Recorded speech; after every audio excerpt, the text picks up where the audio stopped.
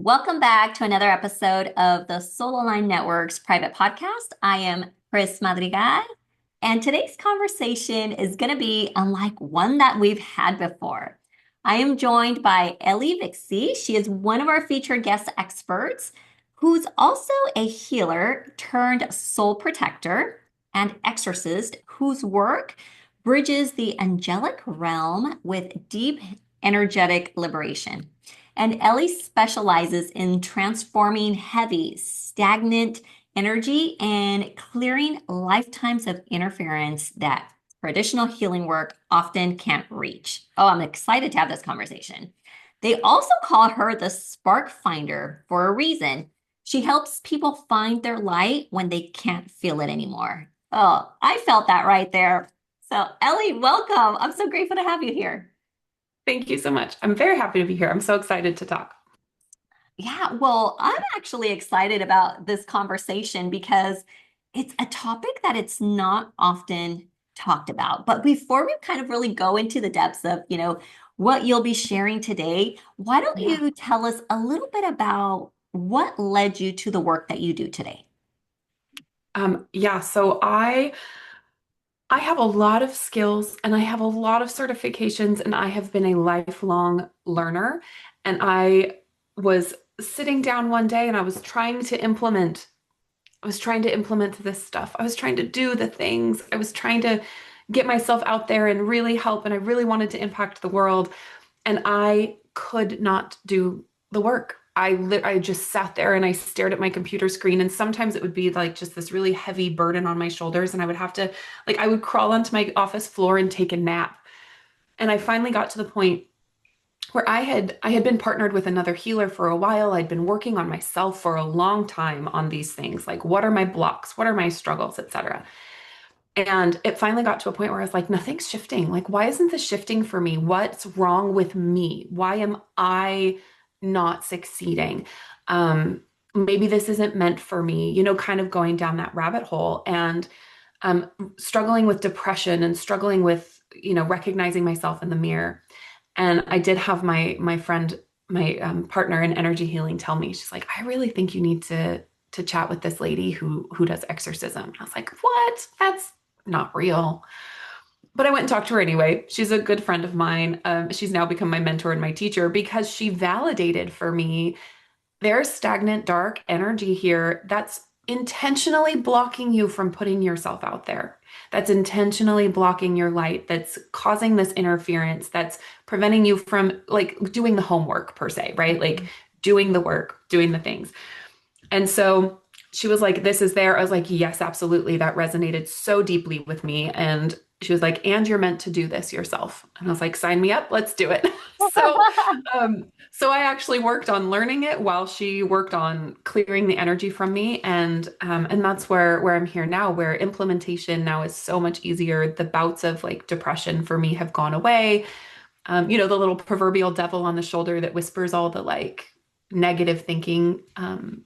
That's gone. It's a very different space to be in. And so that's really like where I'm at now and why I think it's so important to get this message out there, because I know I'm not the only person that's ever thought that there's something wrong with me, right?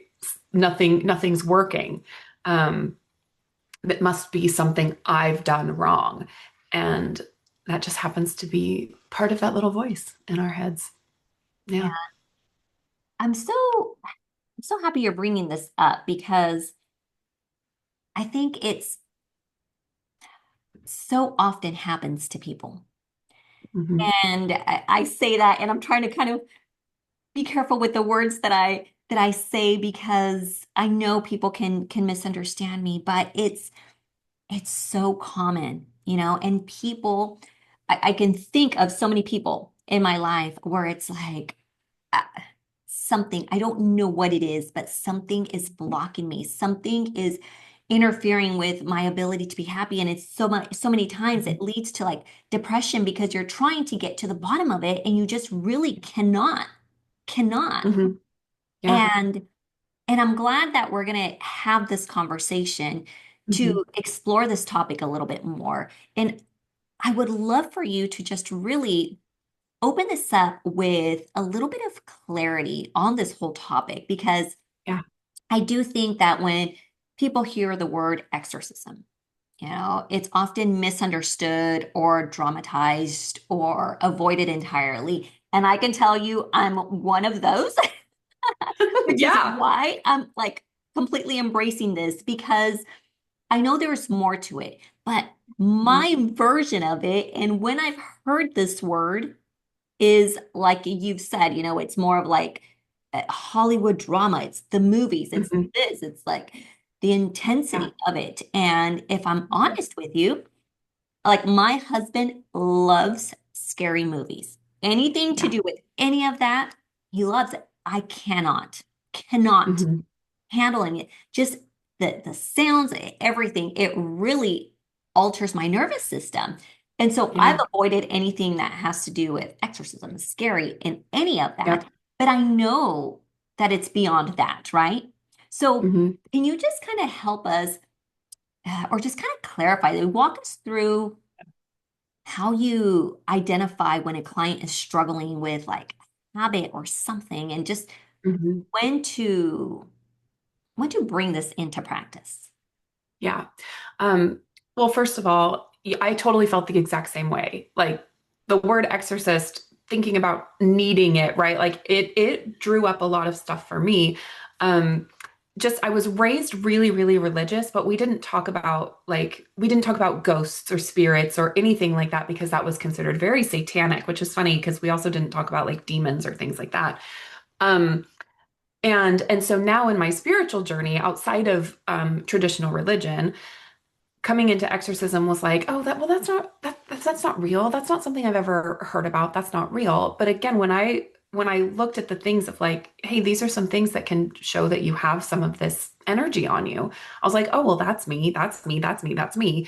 So I personally had not had any like demonic viewings, right? So we see in the movies, right? There's demons around, or we see like um the possession where the person gets all crazy and freaky and weird, and sure, maybe that does happen in some really extreme cases, but for most of us it feels like normal because we've had to live with it for so long, and so we've been coping and we see other people struggling with it, so we're like, oh well, we're not alone, it's normal. But it's like it can show up as overwhelming anxiety, like just super anxious, and you can't get things done because your anxiety takes over. Or it can come up as depression, like it showed up for me, or like losing your joy for something that you've loved your whole life and now all of a sudden you can't find any joy in it anymore. um it is again kind of that little voice in your head that's telling you you're not good enough, you'll never be enough, um you're not meant to do these things, right? And that voice that we can't seem to silence, that doesn't feel like our own. um and I know for myself, like I would have straight up conversations and I'd be like, this is not me, I know that's not me, I know I don't think that, I know I don't believe that. And then I kind of felt like a crazy person, and it's like, okay, well, so when my clients are talking to me about things, and when, because I do energy work already, but when they're telling me stuff, sometimes it's like, man, sometimes I just don't even know why I'm here. Why am I here? I don't know what I'm supposed to do here. I don't think I have any purpose. And so those kinds of common phrases are really what then triggers to me like, oh, you know what? I might need to check for this client. And so now what I do going forward is I actually check all of my clients. Every single person that comes to me, I check them for this interference, because if the interference is there, what they're doing, their mindset work, their affirmations, their energy healing, their health journey, like those things can be hampered or impacted and might not be as successful. Um, so when that interference is gone, right, it can allow those things to work better. So if they are feeling like they're doing all of the work and nothing's sticking, that's where that, interference comes into play. Um, but but yeah, I definitely hear you. To go back to the whole like exorcism is scary thing, it can be. But exorcism is just to remove something. We've taken, a word that means to remove something, and we've we've made it kind of this big scary thing through through entertainment and movies and Hollywood. And and all of that. But we are just removing energy. So when you say you check for Mhm. interference with all your clients, what is it that you do? I mean, not you don't have to go into like great level depth, but just for Yeah. curiosity, what is Yeah. it that you do when you check for interference? So it is a deep partnership with the angelic and the divine realms. And so I am asking on behalf of my client, their angels, the archangels, and we're having a conversation and seeing because well, really quickly too, let me just give a background for where I'm going with this answer. So this energy can come from all sorts of different places. So sometimes it's we're angry at someone and we put anger or we put hatred or we put like let's even say like a curse out into the world. Like gosh, that person just cut me off. Like I hope you get it when you get home or whatever, that energy has to go somewhere. And now imagine the centuries of humanity and all of that energy, like it has to go somewhere and it becomes something and it becomes kind of what we call this dark energy. Um, and now in our world, it can come from entertainment, it can come from music, it can come from video games and movies and things like that. So we can absorb it that way. But then also it's coming from our past lives. It's coming from what we have brought in with us. So it is kind of this karmic cycle. And that's why the conversation is with this realm that sees all of it, that can see the entirety of your timeline, that sees all of your past lives, sees where you're stuck in a karmic imbalance in this weird karmic cycle, can see all of your agreements and all of your ties and everything you've done in a past life that could then put you in this karmic imbalance here and now. And then the beauty of it is that, the veil a little bit is lifting, right? We've got that, the veil is thinning and people are much more open. And so this is kind of the time and place to heal that karma. And that's what we get to do, which is really, really beautiful. Well, you answered my next question, which was going to be how Oh, much of this is yeah. coming from a past life? Yeah. Most of it, most of it. We understand, like in our day and age, we know what it means to sell your soul to the devil. We use that phrase all the time. We think that other people may have done that, right? We can like guess or assume like, oh, they sold their souls to the devil. And we say it kind of in this nonchalant, like obtuse kind of a way, but there is some reality to that. And so that's where like maybe you in this lifetime have not done anything like that, but in a past life, maybe you did sell a piece of your soul to feed your family, or maybe you did dabble in dark magic or voodoo, and then that's now you didn't have a chance to make amends or kind of recompense for that, and so now your karma is carrying that load. Um, so yes, and I can tell you myself, I had a like a spontaneous regression one time where I watched like I saw myself, I was dying on like a parapet in a temple, and all of these women around me, we were all robed and they were all dying, they'd all been slaughtered. I was dying, and I could see all the soldiers that were all around us. And I, again, in my little past life regression, remember cursing them all with my dying breath because they had just murdered everyone and myself. And so in that moment, you could think like, oh, well, that was very righteous. That was very much like a righteous anger.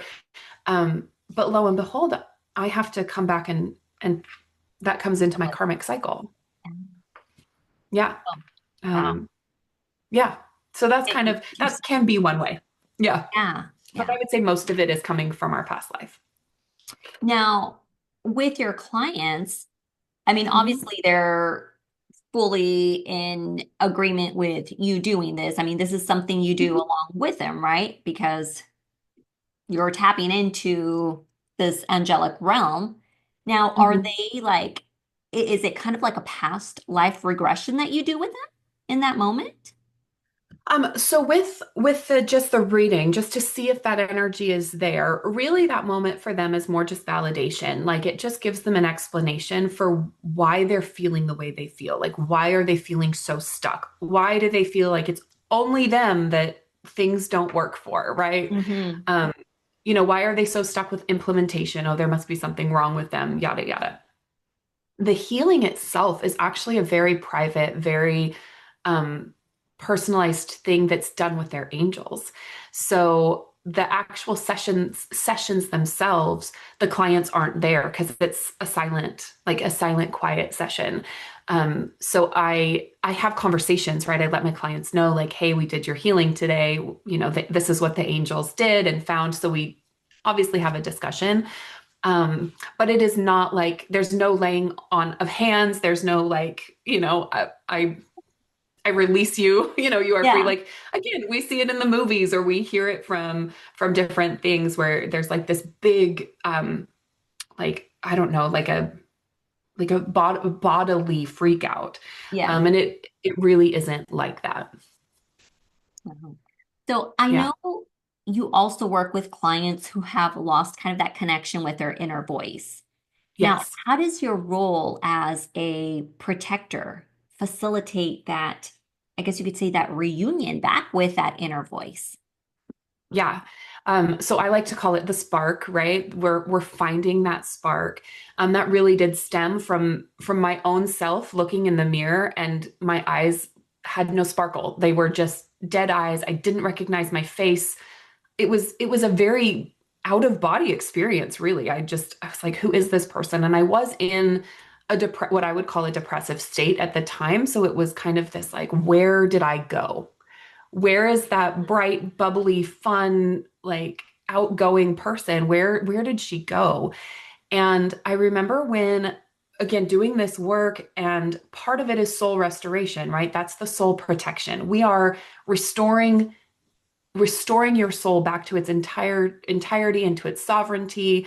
And so once you have that full connection back with your soul, it's almost impossible for your spark to stay dim, because now all of a sudden you have this energetic protection and this energetic connection that you maybe have not had since you were a child, since that karmic cycle started triggering for you.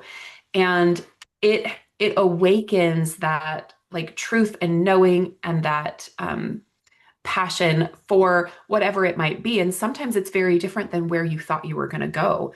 Because now all of a sudden your spiritual gifts are accessible to you. You have all of this divine connection, and it opens up that spark, right? That divine spark within us to come in and actually fulfill our purpose and make an impact and reach, our world. And I do like to apply, at least here for me, my world, right? Might not be the globe. It might not be my purpose to come here and save the world, quote unquote, but my world is my family and my friends and my sphere of influence. And yes, my sphere of influence can be Texas and the UK and wherever my people are. Um, but to me, that drastically shifted. My impact is for my world, which are my people. Your people. And yeah, and that took a lot of, the burden of like, oh, I have to save the actual world. Like, oh, that's my Mhm. duty or that's my job. But the more I heal and the better I become, the more my sparks lit up, the more I'm actually implementing and creating impact, then every single person around me, that ripple pans out. So I impact them, then they turn around and impact others. And then that in fact does eventually reach around the globe. Yeah, I love it. As Yeah. you were talking, it made me think of this question that I think you may have dabbled into it, but does this interference that a person carry, does it just start at a specific time in their life, or when does it start? And can this, once that interference is cleared, can another type of interference come in? Sure. Yeah, that's actually a really, really great question. So there's um there's a theory out there. I believe it's someone out there will know this better than me, and you can correct me later, but I believe it's the Waldorf method or belief system that believes that the soul does not fully enter until like the child's between 8 and 10 years old. Hmm. Um, and so along that lines, it makes sense to me. Again, I haven't done a ton of research on it, but it makes sense to me that around that time would be when that full karmic cycle is going to start triggering and hitting. Now, granted, we all know that not every child has a peachy keen, wonderful childhood from birth, right? We know that some children are born into just terrible situations, and And so it looks and seems like, okay, well, they're already in their karmic cycle because of what the traumas and the things that they're going through as a child. Yeah. But we also know like a kid that had a great upbringing and now all of a sudden has behavioral issues and is really struggling in school and like kind of went off the deep end when up to a certain point they seemed really happy and everything was going really well and they had lots of friends, but now they're depressed or anxious or scared of everything. And so it's almost like in certain cases you can see the flip, like the flip of the Mhm, switch when mhm. it happens.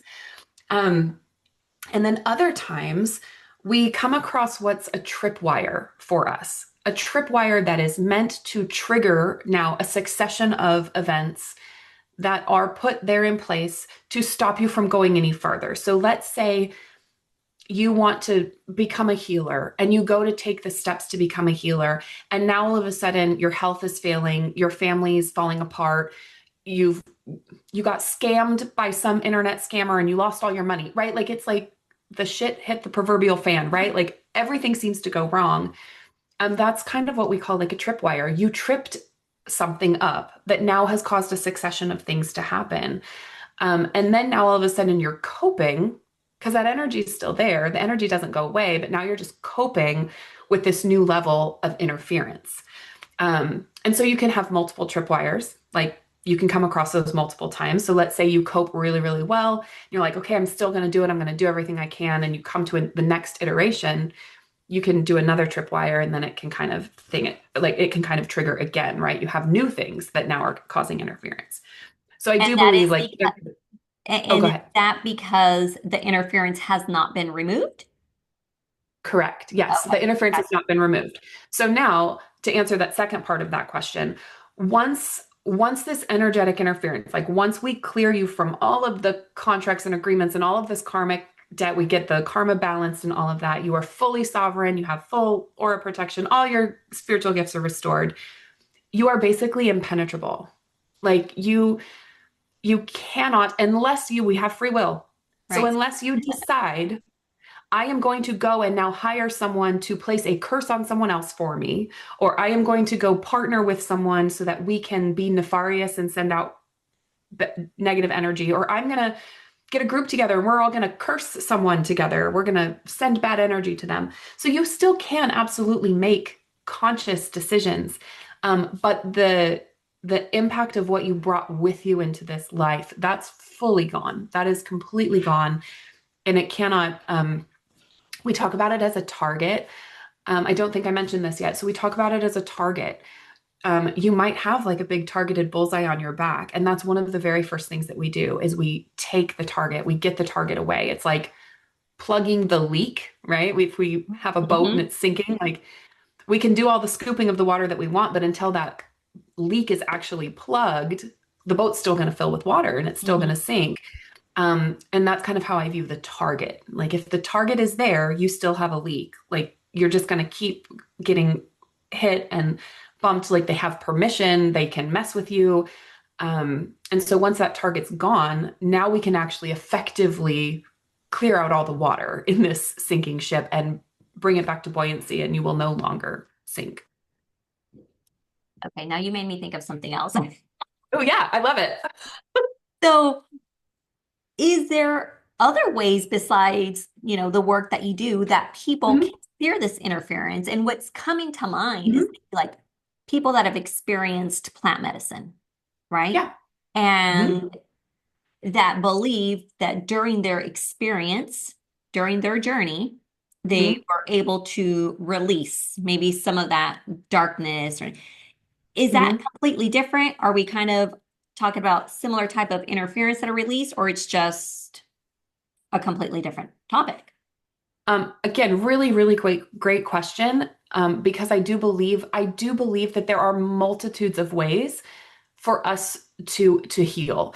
And I do not doubt in my mind that the divine is going to step in when you ask, Yeah. right? So I had a conversation actually with someone who had been struggling with alcoholism and addiction and things like that, and they have been sober now for a couple years. And they said, they fully believe that their faith in God and their belief is what has saved them. And I completely agree with that. but there's a level of asking for what you're asking for. And when you're at kind of the depths of your despair, and we can use all of the like biblical language there. Like Mhm. it's not necessarily a religious experience. It doesn't have to be.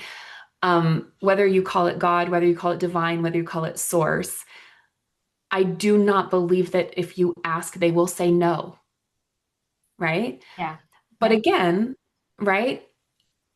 If I have a broken washing machine, I can ask YouTube, I can ask the internet, I can go and I can try to fix my washing machine, but at a certain point it might come to the fact that like, okay, I don't actually know what questions to ask to solve this problem. And that's where bringing in someone that knows the questions to ask, that's trained, that can do that.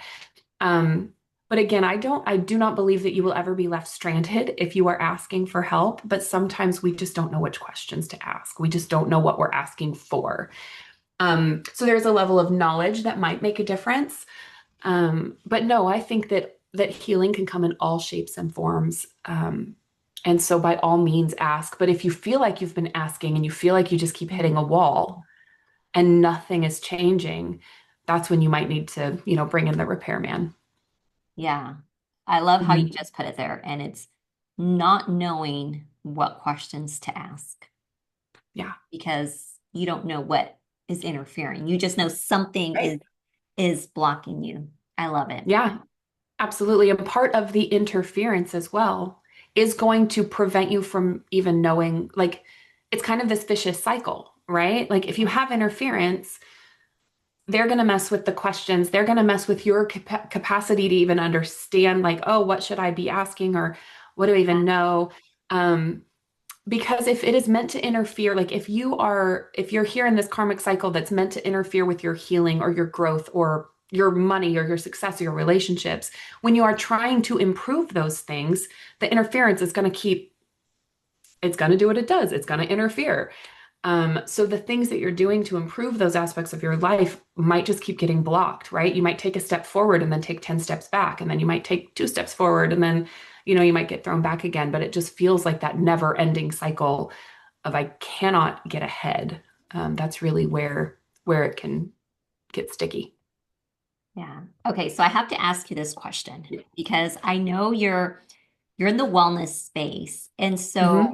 how has claiming the title of exorcist and soul protector impacted maybe the work that you do? Because I know that that feels like a bold move, especially within wellness. Yeah. Tell me a little bit about that. How have you embraced it? Yes. Well, again, I told you, like, I would have never, ever in a million years thought that I would ever be using the term exorcist to describe myself. Um, Now it's kind of like I get, you get the people that are like, oh, exorcism, like, oh gosh, no, like, I don't want to know what that means or what that is. Like, that's scary. Um, Other people that are like, huh, what, like, what's that? What does that mean? Right. And then some other people that are just kind of ambiguous to it, that are like, oh, okay, yeah, that sounds similar to something I've heard or I've tried, or it's a little less like. I remember even when I first started doing energy work, I didn't want to call myself an energy healer. Like, it felt very out there. It felt very odd. Um, yeah, so stepping into the role and using the term exorcist, using the term soul protector, um, it is because how do I say, like, I want people to think about it, right? We don't talk about this kind of stuff. We don't talk about the battle for our soul. We don't talk about the karmic debt that's holding us really stuck. It's not common conversation. We're not talking about that. We talk a lot about mindset, and we talk a lot about our Mhm. affirmations. And sure, there is actually like a very big group of people that do energy work. And so we do have that kind of up and coming, like, okay, well, let's clear our energy. We have Reiki, and we have all these different levels of healing and clearing that we can do through all of these different modalities. But still, like, the level of depth that we go to with putting the word exorcism out there, makes people think of like, oh, okay, because like I said earlier, I thought there was something wrong with me, Mhm. because energy healing wasn't working. The the hypnosis I had done wasn't working. The stuff I had been doing with all these different healers wasn't working, and so I just felt like there was something wrong with me. And lo and behold, having that validation of that there was interference, it just, all the light bulbs went off. It finally clicked. It finally made sense to me, um, that, oh no, I do actually have the skills. I do actually have the know-how. I do actually have the capacity. It's just all getting blocked. Mhm. And man, that opened up a whole world of possibility once it all cleared, right? It just, you know, blasted the world right open. So it's pretty amazing. Well, I love that you're bringing this out into the world, because Mhm. I'll tell you we're going to have you as our guest expert here in the Yes. community, but I'm going to tell you that that was one of the things that caught my attention. Like, okay, Mm. we haven't had anyone, it, an exorcist or anyone like this Mhm. applying, but I think people can be educated and Yeah. learn. And I am walking away from just this conversation with greater awareness of Mhm. where life can go. I mean, like, hey, let's talk after this as well. Yeah. Yeah. But Absolutely. that's I just wanted to say, thank you for Yeah. just bringing this to the open in such a Mhm. way that feels good. Yeah. And that's the best way I can put it. This conversation feels good. It feels light. At least to me, it does. Because I'm Mhm. open to hearing what it's Yeah. about. Yeah. And it is one of those things as well. I think, when we use the term exorcist, we think, oh, maybe the Catholic Church, right? Hmm. The Catholic priests are known for exorcism. That's typically who shows up in the movies, Yeah. right? You call the priest to do the exorcism, the whole deal. And so I have had people say like, oh, well, I'm not religious. Like, I don't think this is for me. And I let them know, I'm like, well, I'm not religious either. Like, this is not affiliated with any particular religion. It is just really working with the angelic realm, the archangels, the divine, connecting with that. So it doesn't matter what your religion is. It doesn't matter, what your belief structure is. Um, for that to be something, I'm not going to send you off with, prayers and things like that. It's not like that. But yes, it can be very validating. And so in that case of like, why do I feel the way I feel? Why does it not move? Why do I get better and then it comes back? It can answer those questions. And I will tell you too, I know you didn't ask this question, but I'm going to answer it anyway. Not everybody has it. Okay. So not every single person is a target. Not everybody was. I happen to be targeted. Um, and I actually know a handful of people that were not targeted. And so they had very, very different experiences, but they did have still, we call them curses and energies from other lifetimes. Because when we live our lifetimes of lives, we will have curses and energies put upon us by other people. Now, they didn't have this dark energy on them. Um, and so it was really interesting to kind of see like how it shifted for them just to have the soul protection and have their spiritual gifts restored and that like soul restoration piece without any dark energy. Um, Okay, so so I actually, the dark energy that is more of like that targeting your back, and then there's the yes, other type of just kind of karmic interferences. Like, yes, more like, so there's something that we would call like personal harm, right? That's like you're walking or you're driving your car and someone cuts you off and you're just like, oh, gah, gah, gah. Like, I mean, sometimes, right, we have the joke, like, curse you and your family and like, right. rot in hell, all of those things. We say all these things. That energy goes somewhere. And again, we have all of these lifetimes, we have all of this exposure to these things. But those people just they didn't ever get wrapped up in the contract of being involved with dark Mhm. energy. Um, so it's a very different process for them. So yes, some people come to me and they're like, well, I don't know if I have it, but I'm curious. And Mm. typically those people, if they don't know, if they don't really feel like the interference, usually they don't have it. Usually it's probably just some soul restoration needing to be done. We bring them back into full soul sovereignty still. There is still stuff we can work on. It's just not quite that. We're not clearing any of the deep, dark stuff because they don't have it on them. But that does allow them to know, like, oh, okay, yeah. So when I do come up against a wall, I do have a mindset shift I need to make. Maybe there is some energy from my own traumas, belief systems, etc.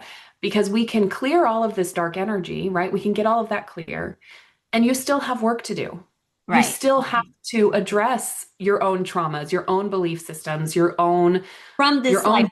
junk from this lifetime. Yes, like Yeah. I mean, every single one of us, we have, even if we're 5 years old, we already have experienced trapped emotions. Belief systems are coming into place. We have probably trauma from our birth. Everyone has birth trauma. We go from a really soft, wonderful place into bright lights and loud noises, and so there is trauma there. So yes, we do still have to work on our stuff. I would say like this isn't going to be the solver of all the problems, but what it does is, like, again, I'm going to go back to that ship analogy. It plugs the leak. And so everything you're doing can finally work, and you can start to really see those shifts in your life.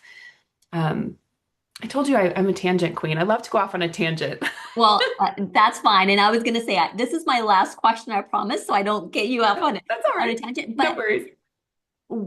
is there an age, like, what is like the youngest person that you've done work in? I don't even know why that's coming to mind, but you mentioned like all this Yeah. can just start at such a young age, or then there's that Yep. time where your soul really Mhm. just comes in. Like, is there ever a time that you recommend, like, oh, it could be as early as this time Um, or this age? yeah, no, again, a great, great question. Well, so typically, again, we're not an island, right? So we have our people around us. My family all happened to be targeted as well. So my husband, my kids, even my cats, I have two cats, they happen to both be Oh, targeted from some of their past life stuff, you can even do right? this on pets? Yes, Okay, well, yes. that's So a topic for another day. I'm not gonna. yes. Yeah, absolutely. So when I did this for my child, my youngest was 8 years old. Okay. Um, and I can tell you too, I had started to notice that I felt like she was losing some of her sparkle. Now, I was attributing it to, well, she was in school and now, kids were starting to be mean and we're starting to get into that like kind of catty age for girls. And we have friends and it's just life, right? Um, and so now that that energy's gone, those things they just roll off her shoulders so much easier. She's Mhm. not sitting there spiraling thinking I'm a terrible person, or I'm not smart, or I'm not this, that, or the other. Um, so yes, I do believe that it can be done for young children. I started energy healing on her basically, in utero. I did energy work for her in utero, but this stuff is more recent. So I worked on her. But yes, and then yeah, animals as well. So it is kind of the full spectrum, because our animals can have also had different lives as not animals. So it's fascinating. It's It fascinating. Yeah, is. we could It just is. We can go talk on about so that many forever. tangents here, but Yes. Ellie, I want to just really thank you for bringing this clarity and this truth and really like grounded power into this conversation. I really feel like your work reminds us that alignment isn't just, the mind and the healing, but that sometimes it can also be just releasing what was never yours to begin with, what was never yours to carry. And that just feels light. I don't recall what you said at the beginning of the conversation, but it was just kind of that releasing. And I almost felt like, oh, I just felt like that release as well Yeah, because so many people are carrying things that don't belong to them. And you don't even know absolutely. that. You don't even realize Hmm. it. And so just having this conversation, and for me, if anything, is just helping raise that awareness of different ways that Hmm. people can free themselves. Just Yes, feels so good. absolutely. And Absolutely. And for those that are, tuning in, Ellie is one of our guest experts. Depending on when you're listening to this, if it's before February, please tune in. She is going to have something special for us the month of February. If you're tuning into this episode after February, then please join us inside the Soul Aligned Network where you'll be able to catch the replay of our work. And then for those that just really are feeling called to really connect with you, Ellie, what is the best way to for them to reach you aside from, inside the Facebook group? Yes, they can go to my website. It is 𝗖𝗿𝗶𝘀𝗀, my name, .com. And from there they can reach me, contact me, everything's there. Beautiful. Thank Yeah. you so much for this conversation. Thank you for everyone Thank that's you. tuning in. I appreciate you. I love having these conversations, and I will see you next time, next week, with another one of our guests here in the private podcast of the Soul Line Network. Thank you. Thank you.